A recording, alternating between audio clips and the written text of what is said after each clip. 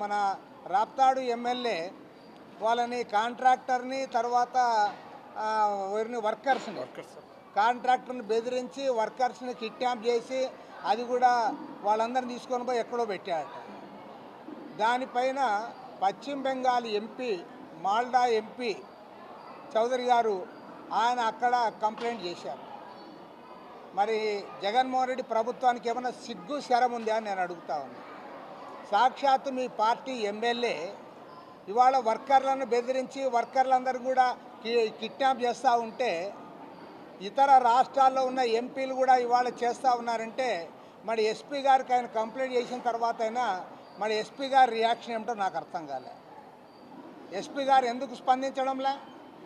SP గారే కాదు DGP గారు కూడా స్పందించాలి. తక్షణమే దీనికి ఎవరైతే బాధ్యులో వాళ్ళందరి పైన కూడా సూమోటో కింద కేసు బనాయించి అరెస్ట్ చేసి జైల్లో పెట్టాలి. ఒకవేళ ఎమ్మెల్యే ఇన్వాల్వ్ అయితే ఎమ్మెల్యేను ముందుగా అరెస్ట్ చేసి జైల్లో పెట్టాలి. నేను మీ ఇష్టానుసారమా మీ జాగీరా అని అడుగుతా ఉన్నా. వర్కర్లను బెదిరిస్తారా? కాంట్రాక్టర్లను బెదిరిస్తారా? మీకు డబ్బులు ఇవ్వకపోతే చాలు ఏమైనా చేస్తారా? పోలీసు వాళ్ళు చూసి చూడనట్లుంటారా? పోలీసు వాళ్ళకి కాకి డ్రెస్ ఇచ్చింది అందుకేనా? ఎమ్మెల్యేకి ఊడిగం చేయడానికే మీకు కాకి డ్రెస్సు? మీకు జీతాలు గవర్నమెంట్ ఇస్తుందా లేకపోతే ఎమ్మెల్యే ఇస్తాన్నాడా? కాబట్టి ఏమంటే ఒక సిగ్గులేని ప్రభుత్వం ఇది, ఒక దుర్మార్గమైన ప్రభుత్వం ఆ రాష్ట్రంలో అధికారంలో ఉంది. కాబట్టి ఇవాళ ఇలాంటివి జరుగుతూ ఉన్నాయి. అందులో అనంతపురం జిల్లాలో ఇంతో చైతన్యవంతమైన అనంతపురం జిల్లాలో ఇలాంటి ఘటన జరగడం సిగ్గుచేటు. మన అనంతపురం జిల్లా పరువు పోయింది, ఆంధ్రప్రదేశ్ ప్రజల పరువు పోయింది. ముఖ్యమంత్రి గారు ఇప్పటికి కూడా స్పందించకపోతే ఖచ్చితంగా చెప్తాను, ఈ ముఖ్యమంత్రి గారి అండ కూడా ఆ ఎమ్మెల్యేకు ఉందని చెప్పక తప్పదు. ఎస్పీ గారు స్పందించాలి. ఎందుకంటే కాల్ డేటాతో సహా ఆయన బయటపెట్టాడు.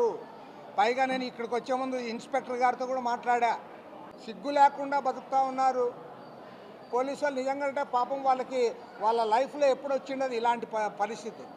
గతంలో కూడా ప్రభుత్వాలు ఉన్నాయి, ఎవరైతే అధికారంలో ఉంటారో వాళ్ళకి కొద్దిగా అనుకూలంగా ఉన్నారు తప్ప. కానీ ఇవాళ మొత్తం పరిస్థితి మారిపోయింది. పూర్తి జీహుజూర్ అంటూ బతుకుతూ ఉన్నారు. ఏదో వాళ్ళు ఇచ్చిన అన్నమే తింటున్నారేమో అనే స్థాయికి దిగజారినారు. ఎస్పీ గారు తక్షణమే స్పందించాలి, లేదంటే సిపిఐ తరఫున మేము దీనిపైన ధర్నా కార్యక్రమాన్ని కూడా చేపడతాం.